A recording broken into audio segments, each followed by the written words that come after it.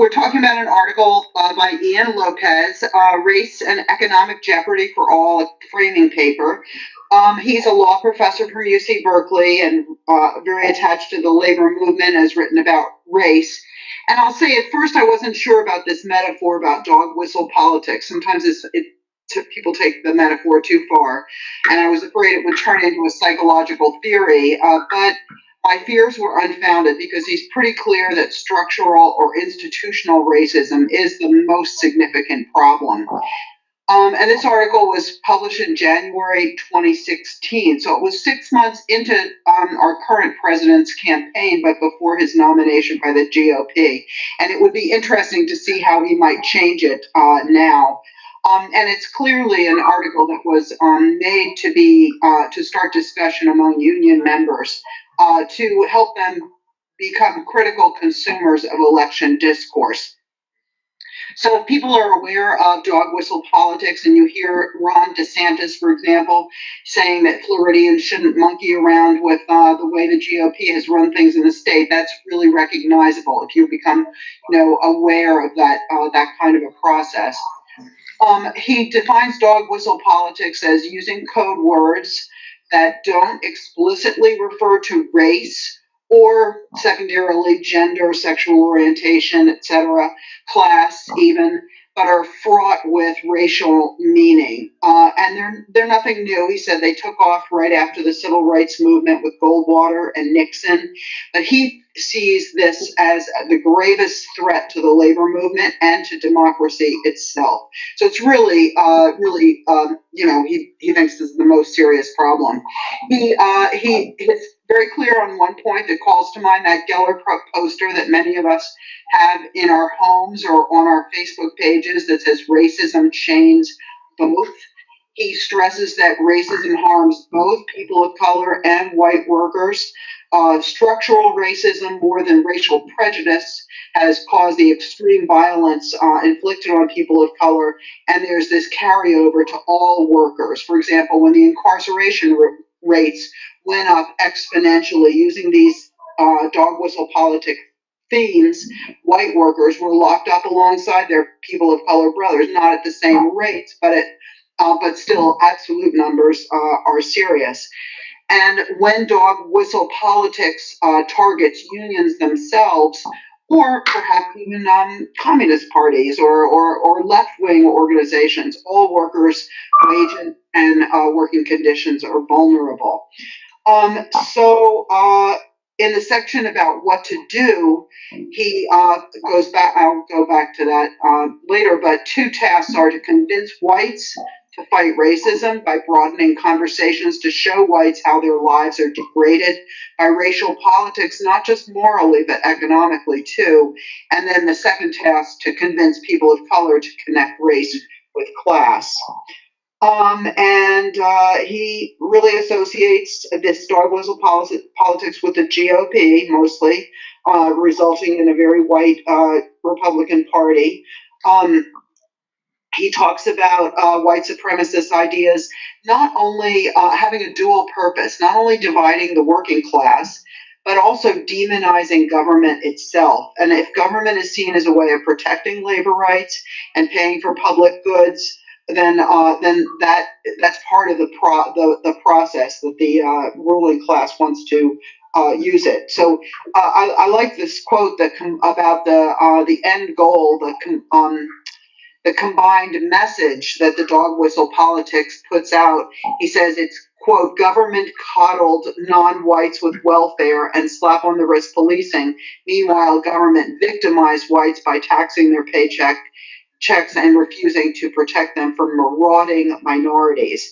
So he's a little quick to say they're not really interested in establishing white supremacy, but just winning elections and dividing the working class.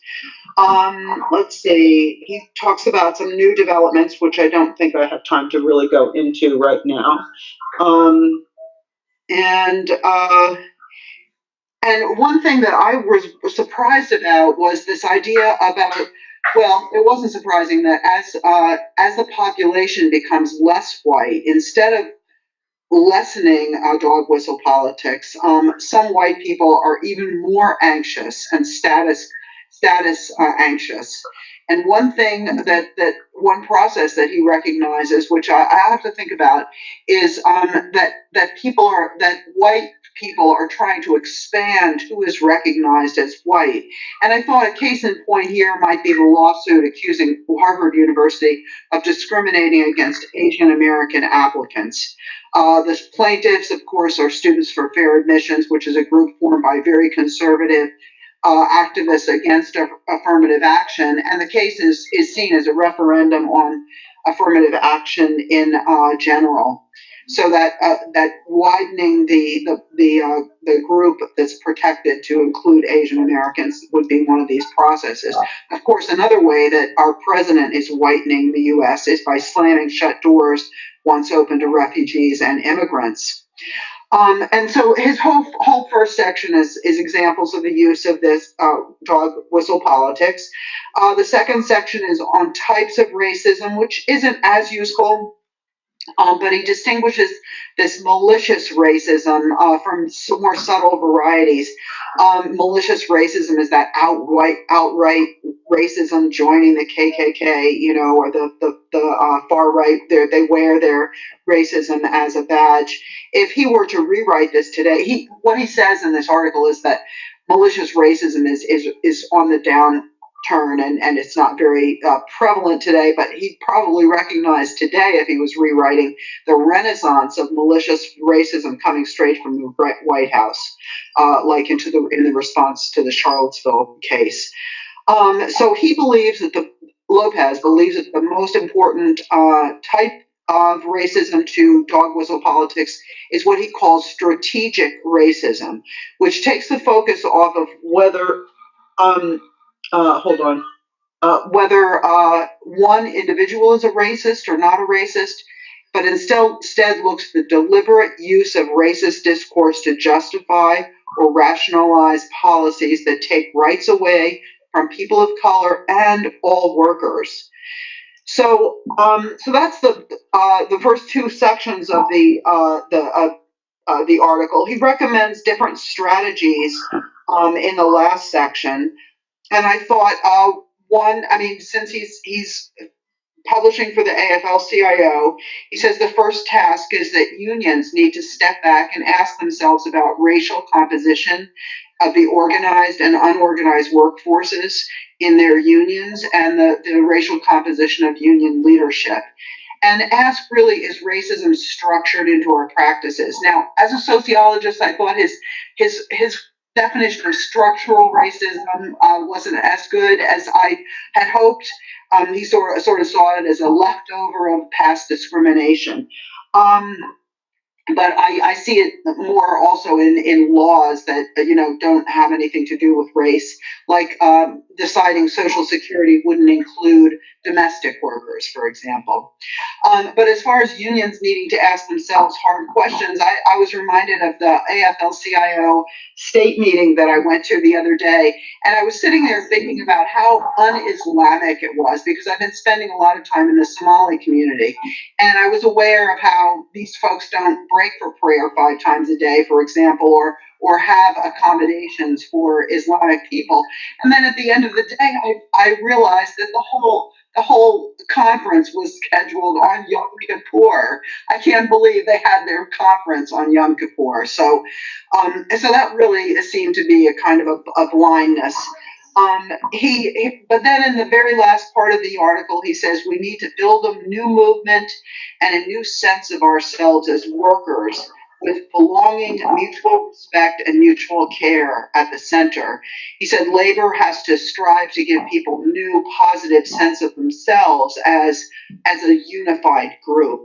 And he sees unions as the main driver of this, because he says unions alone can give the movement the narratives it needs, the stories that connect, class and race, the networks to disseminate those stories, and the resources needed to address them.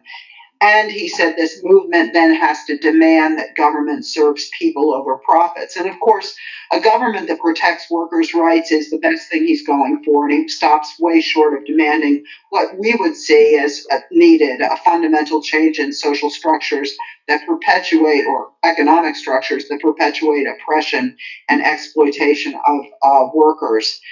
And then another question that I thought was interesting for communists is, can words and language really make a difference? And I was conscious of this because I always knew that I haven't been indulging in my sociology work. I don't do Marxist sociology because I concentrate on political symbols. But from our standpoint as communists, we recognize that what he's talking about here is what Marx refers to as class consciousness, developing a class for itself with a sense of its own unity and its own potential power. And framing discourses can have an influence on that process. And of course, another relevance to us as communists is this fine line that we walk, and we've been talking about this in the program committee too, about keeping class analysis in the forefront while recognizing simultaneously the importance of political action based on other foundations of unity, like race and gender. So that's all I have to start out, and I look forward to what folks had to made of this article. Thanks.